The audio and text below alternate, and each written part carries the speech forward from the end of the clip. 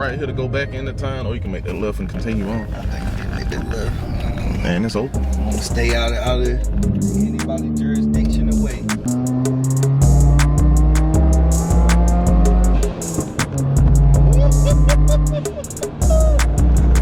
This got some go to it, baby. Oh, Mike.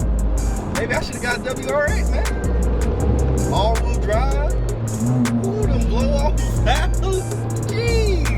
For the people, go ahead and tell them what you got done to the WRX already, because clearly she's not stock. By any means. Well, basically, stock block, stock in, has a car front mount, intercooler, PRL, EGR delete, got Cobb air oil separator, Cobb boost controller, Cobb LL bypass valve, aftermarket Catless J pipe by Rev 9, suspension right now, white line adjustable sway bars. You got BC BR coils. I got the dampening set to about 15, 16 a little bit, so it might ride a little bit still, but around the corners you can like do whatever you want. Still stock turbo. ETS extreme catback. So literally it's like damn near all straight pipe. So, you're around what to the wheels? So my tuner is Ambot tuning, and it's an E-tune. So okay. I don't actually have a dyno sheet, but feeling it should be around 320, 347 torque. He did give me some headroom.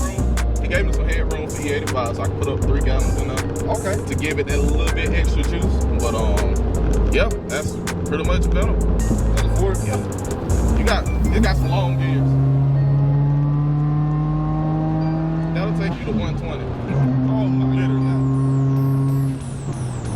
We doing 65, guys, just let y'all know. We doing 65 out here.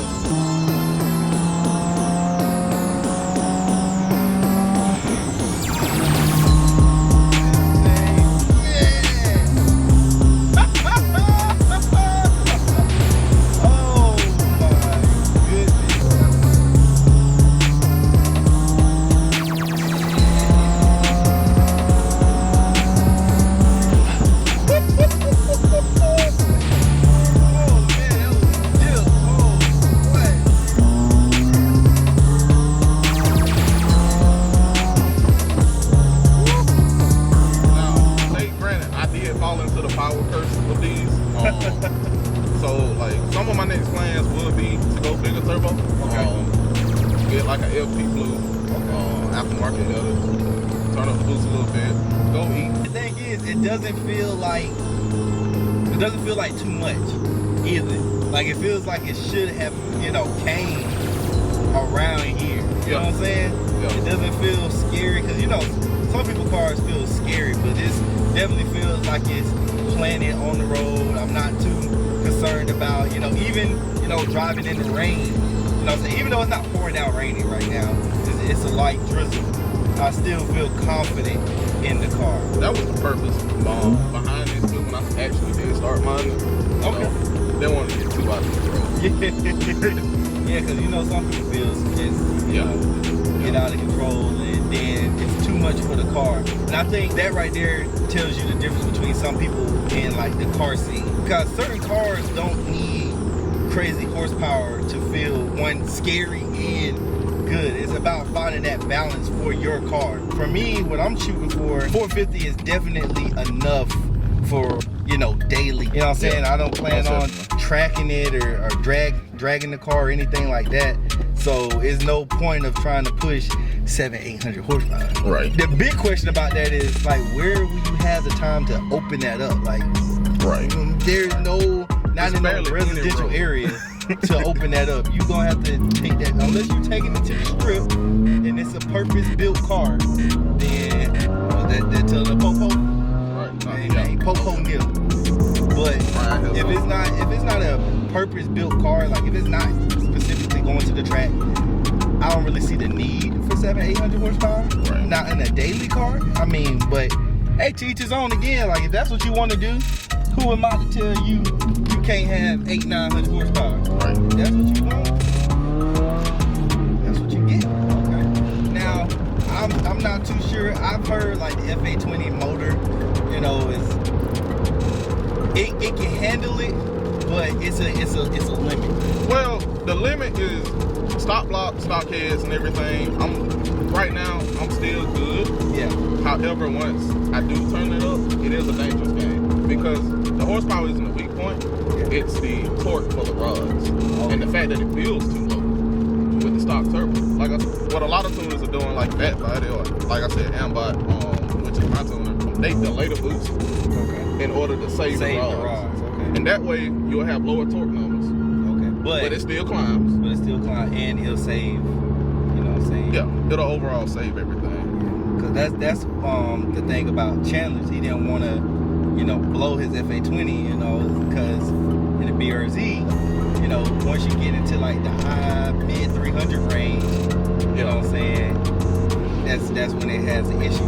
But again, his is a non-turbo motor, so I don't know if there's a difference in like the blocks when it's come from the factory non-turbo versus when it's already, you know, stock turbo and you're just upgrading things on it. Right. So maybe that plays a factor. I don't know. You know what I'm saying? But I'm just assuming that may play a factor. You said it's like 328, right? Yeah. So, because his is right now at the dyno, he made 308.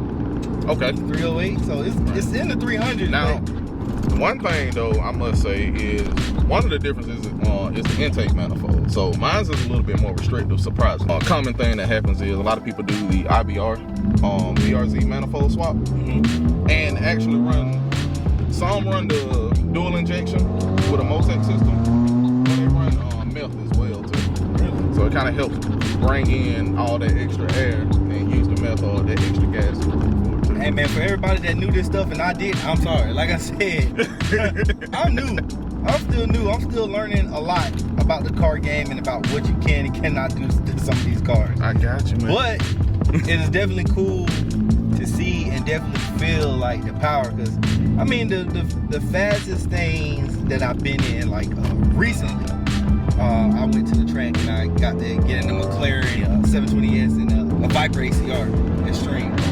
Now the difference between power is like, okay, the McLaren for instance was just straight like it was unrealistic how fast that car was, but it took away the theatrics of it. You know what I'm saying? Something like this is more theatrical. You can feel the motor. You can, I mean, not the motor, but you can feel the power. You get what I'm saying? You just do the torque and everything else like that. Something like a 720S, you couldn't feel the power. It was just felt like it was literally on rails. It was just like the whole time. I was like, what the, mama, Jesus. That's all I can say. But something like this, I really like the fact that it's dramatic. Like, you know what I'm saying? You can feel it, you can hear it, you can, you know what I'm saying? It's a whole thing behind it.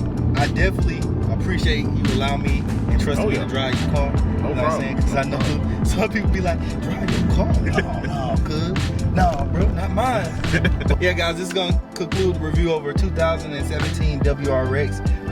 I'm grateful that he allowed me to even drive this car. I will put his Instagram and everything down there in the description below and on the screen, so you guys can give this man a follow and tell him thank you, and thank you for letting Family Peace drive the car.